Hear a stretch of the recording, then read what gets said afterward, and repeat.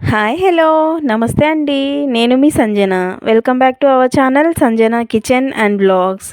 ఈరోజు మన special recipe అండి. ఈ చలికాలంలో వేడి వేడిగా మిరియాల చారు ఎలా ప్రిపేర్ చేసుకోవాలో చూద్దాము.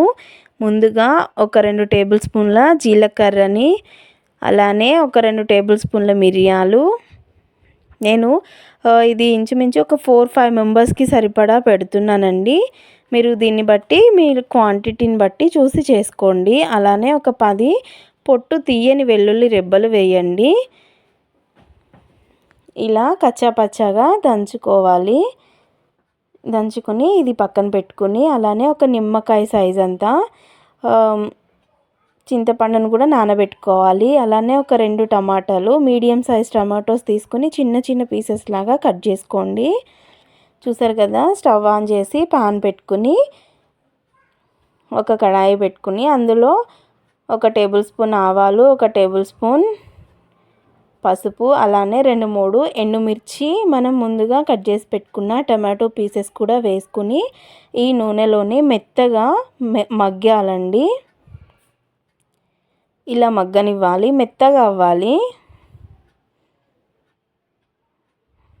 ఇలా ఒక 5 మినిట్స్ మనం మూత పెట్టి ఉడికిస్తే సరిపోతుంది. ఈ టమాటోస్ ఉడికేలోపు మనం ఒక నిమ్మకాయ సైజ్ అంతా చింతపండుని వాష్ చేసి తీసుకుని నానబెట్టుకుని ఇలా చింతపండు రసం అనేది తీసుకోవాలి. దీనికి మనం ఒక 3/4 లీటర్ వరకు వాటర్ తీసుకుంటే సరిపోతుందండి. చూసారు కదా, ఇలా ఆయిల్లోనే ఇది మగ్గాలి. టమాటోస్ అనేవి మెత్తగా మగ్గే వరకు కూడా ఇలానే మగ్గనిచ్చి, అప్పుడు మనం ముందుగా ప్రిపేర్ చేసి పెట్టుకున్న ఈ చింతపండు రసాన్ని అయితే ఇందులో పోసుకోవాలి. అడుగున చింతపండు అలా ఏమన్నా ఉంటే అవి సెపరేట్ చేసుకోండి ముందే. ఇలా ఒకసారి కలుపుకొని ఇందులోనే మనం ముందుగా ప్రిపేర్ చేసి పెట్టుకున్న మిరియాల జీలకర్ర పొడిని వేసి కలపాలి. అలానే ఒక 2 కరివేపాకు రెబ్బలు ఇలా కాడలతో సహా ఉంటే వేసేయండి. లేదు అంటే కరివేపాకైనా వేయండి. అలానే ఒక పిడికెడు కొత్తిమీర కూడా వేసుకోండి. కొత్తిమీర, కరివేపాకు అనేది చాలా అంటే చాలా బాగుంటుంది ఈ రెసిపీలో అయితే. అందులోనే రుచికి సరిపడిన సాల్ట్ కూడా వేయండి. నేనైతే కారం ఏం వేయట్లేదు, మనం మిరియాలు తీసుకున్నాం కదా, ఆ ఘాటు అయితే సరిపోతుంది. ఇలా ఒకసారి కలుపుకొని మీకు ఉప్పు సరిపోయిందో లేదో సాల్ట్ చూసుకుని, ఇంకా సరిపోకపోతే అడ్జస్ట్ చేసుకుని మళ్ళీ వేసుకోండి.